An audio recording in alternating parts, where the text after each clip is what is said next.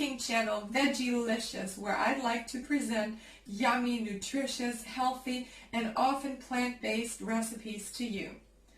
Remember, Veggielicious means nutritious. Let's get started today with a red velvet cake for Valentine's Day, which is coming up next weekend.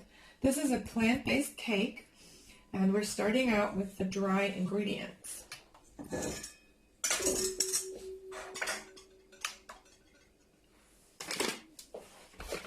We will use 200 grams of spelt flour. It still has quite some fiber in it and also some protein. And it's definitely way better than white flour. About 200 grams. And I replaced part of the flour with some chufa flour because this makes the cake very light and fluffy and also saves us a few carbs. 100 grams of the chufa, altogether 300.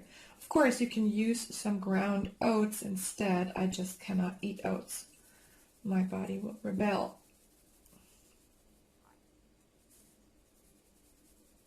All right, give it a quick mix. Next, we add sugar. I'm using this whole cane sugar. It really doesn't matter what you use. You can use white sugar. The few minerals you get from the brown sugar are not really worth the effort. But that's what I have at home, and I like the caramel flavor of it. In goes the sugar. Pinch of salt. Bring out the flavors. And since this is a red velvet cake, we need some cocoa, and for the color I have some pureed raspberries. Now when I first heard of a red velvet cake, which we don't have in Germany, I imagined all kinds of fancy cakes with fruity flavors, and I was super disappointed when I came to find out that the red velvet cake is just red because it has red food coloring, and I thought, how boring. And yeah, I'm going to make this a fruity red velvet cake of my liking. So, sift in the cocoa and 2 teaspoons of baking powder.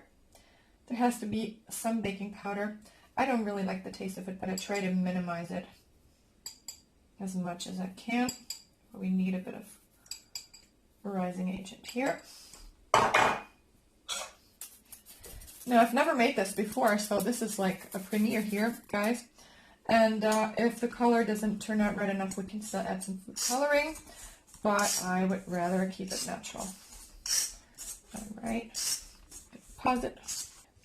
Okay, in the meantime, I decided to add a bit of food coloring just to make sure it's really red and velvet.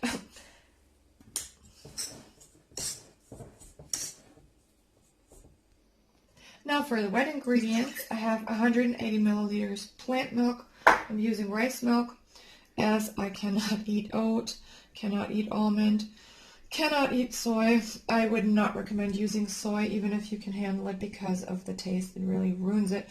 I would probably go with oat or almond if you don't have rice. Now I added some oil. It's about 125 milliliters plant oil. And now in goes the raspberry puree. 200 grams.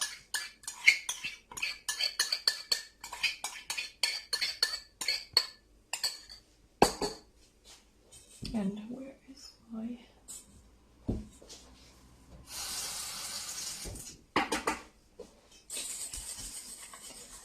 This color is beautiful, but it's probably not strong enough to make the flour, so we put in food coloring, and now some vanilla, about a teaspoon.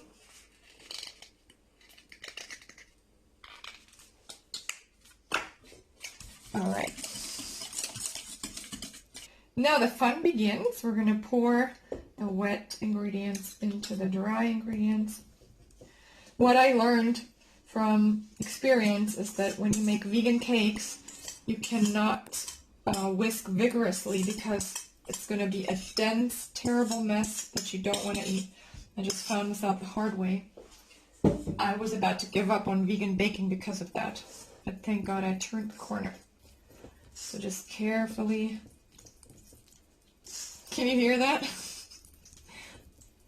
Now look at this. This definitely looks like Valentine's Day. This looks like velvet to me, and it smells like raspberry. So I was going to make a cake version and a cake in the glass version. So we're just gonna, not virgin, a version. So we're just gonna see how much dough we have, okay, and how far we get. So we're gonna dish this into the baking tin. So I think I'm gonna put about half in here, as we're still gonna put a nice cream on top. Doesn't need to rise that high. As you can see, I prepared this with some parchment paper. It's not fun to do that, but it's worth it in the end, so you can basically airlift your cake out of it without any trouble later.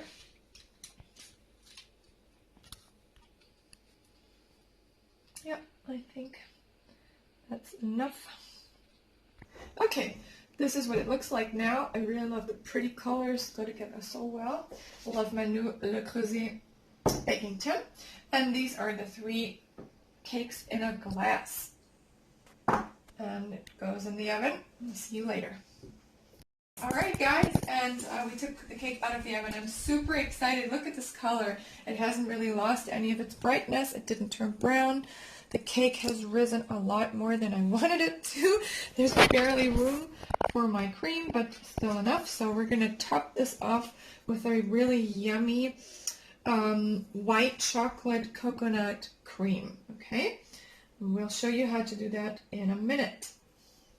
Now for our topping, I have the contents of this coconut cream, only the solid parts. You see there's some liquid left. And I'm gonna whip it with some vanilla paste. Let's be generous here, as we're not adding any more sugar to this, just the sugar that's in the white chocolate. We've already melted it and it's cooling down right now. Okay. Okay. Well, it's not really stiff, but we're gonna add the chocolate to it. That should settle it and then cool it before we spread it onto the velvet cake. So this is the melted white chocolate. You can use vegan chocolate, a regular white chocolate. And now we're going to pour this in here. It is still warm, but it doesn't matter.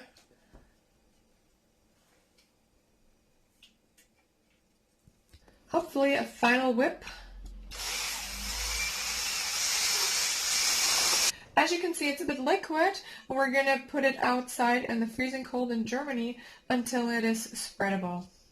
Okay, after a few hours in the German cold, our cream is pretty stiff, ready to spread on our cake. As far as the cake, I would lift it out. Ta-da. When ready to serve, actually I should remove it from the paper. Hold on.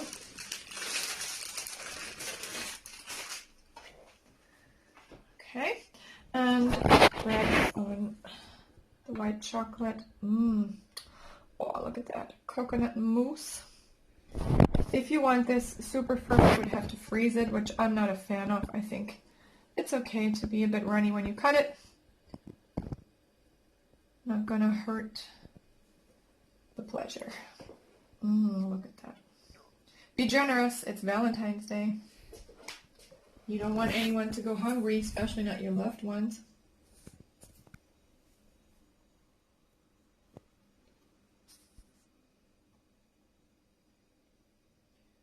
All right, a little bit more.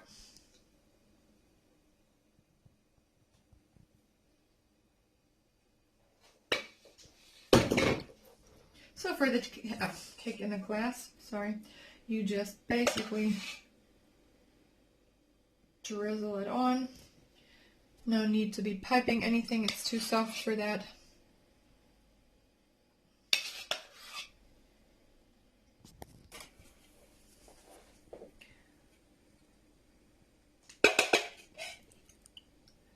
Oh, let's not be coarse in the last minute. Oh yeah, a final dusting.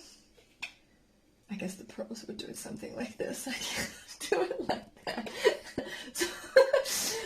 No. I have to practice. Alright.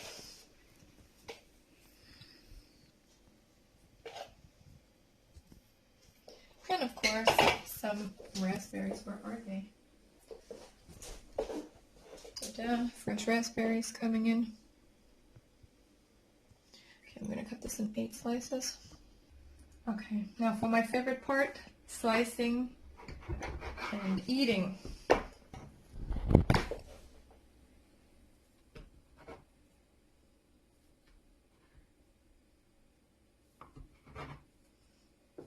Also, what is coming up from a camera woman? Look at that. Color so vibrant. Oh, won't come off.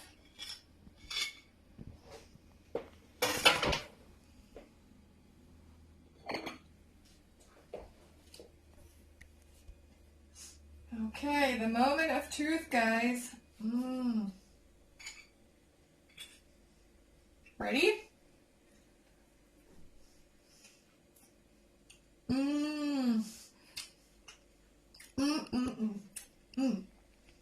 Very juicy. Love the color. The